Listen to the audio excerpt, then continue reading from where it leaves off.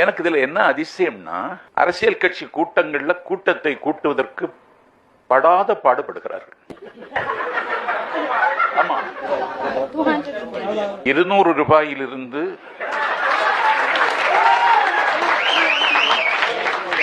அது 300 ஆகி இப்போது 500 ஆகி வருகிறவர்கள் உட்கார்கிற நாற்காலியை போகும் பொழுது எடுத்துக்கொண்டு போகலாம் என்கிற அளவிற்கு நீங்க ஏதாவது ஐடியா கொடுத்துறாதீங்க. நிலைமை மோசமாகி வருகிறது.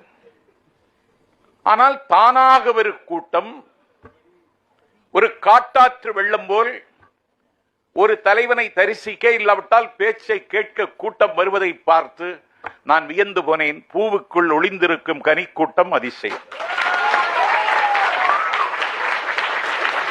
குருநாதர் இல்லாத குயில் பாட்டு அதிசயம். வண்ணத்து பூச்சியின் உடம்பில் வரைகோடுகள் அதிசயம். நோட்டு கொடுக்காமல் ஒரு கூட்டம் வருகிறது என்றால் அது விஜய்க்கு. ஆகவே விஜய் தமிழ்நாட்டின் அதிசயம். இப்போது கூட்டம் கூட்டம் அவ்வளவு பாடுபட வேண்டியிருக்கு. வந்துடுறாங்க, உட்கார்ந்து இருக்காங்க. 6 மணிக்கு கூட்டம் தொடங்கி 8 மணிக்கு முடிச்சிட்டாங்க. கூட்டம் போகல.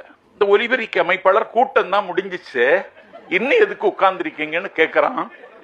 அந்த எனக்கு இதுல என்ன அதிசயம்னா, அரசியல் கட்சி கூட்டங்கள்ல கூட்டத்தை கூட்டுவதற்கு படாத பாடுபடுகிறார்கள்.